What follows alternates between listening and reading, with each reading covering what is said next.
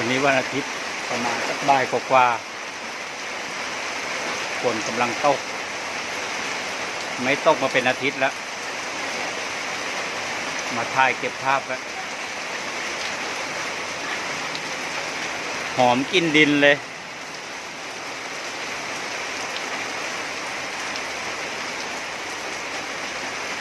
ดีใจป่ะฝนตกดีใจไหมฝนตกไม่ใช่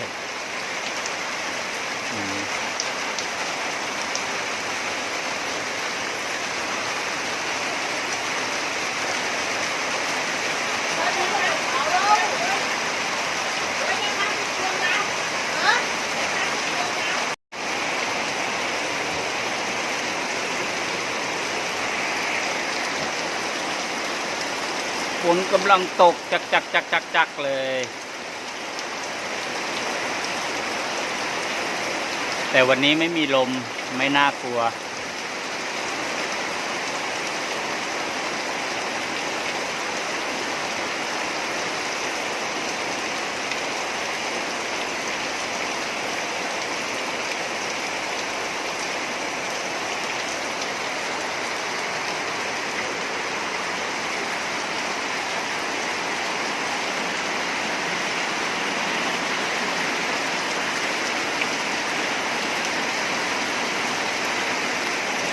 ดีใจมากที่ฝนตก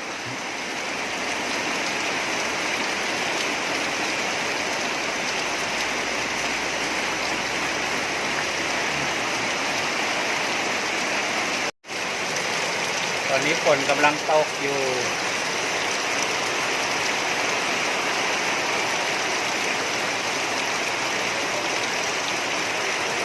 มันย้อนแสง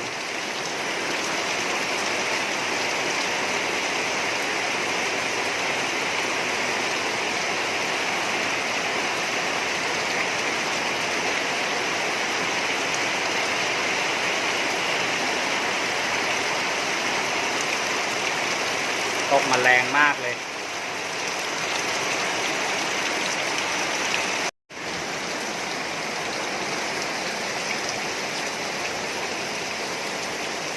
เนี่ยฝนสาดน้ำกำลังไหลเลย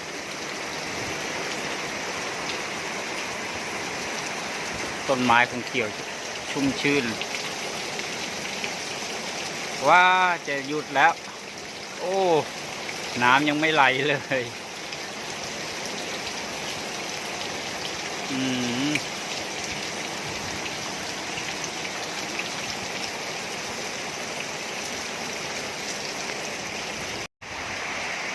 จะหยุดแล้วปุ๋ยจะหยุดแล้วหันมามองเลยดิ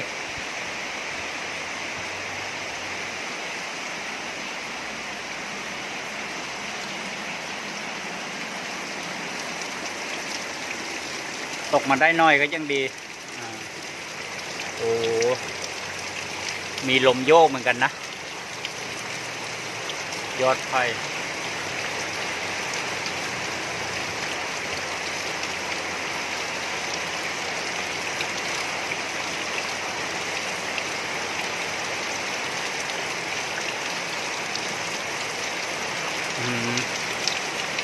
มีลมเหมือนกันเมื่อกี้มันทำท่าจะหยุด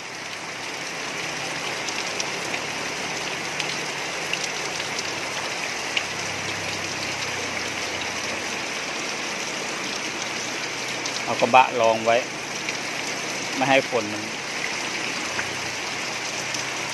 กระเด็นเข้าบ้าน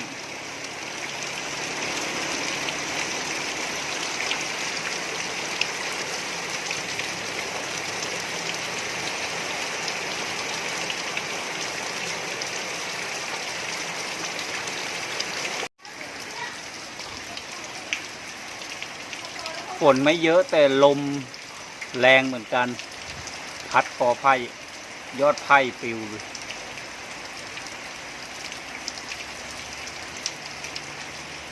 แฟนวิ่งไปคุมเครื่องขัด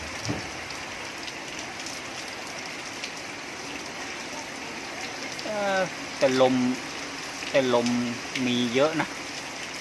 ลมแรงด้วย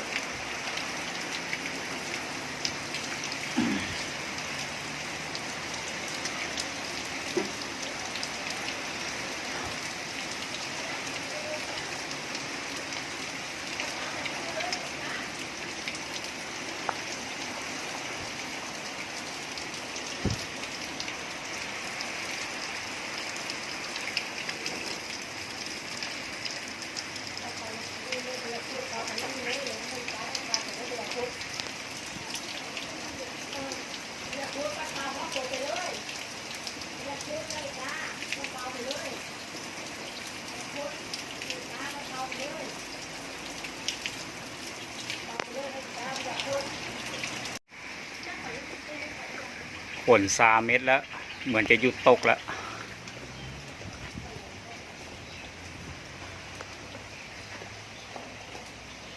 แต่ลมทางนู้นก็ยังพอมีอยู่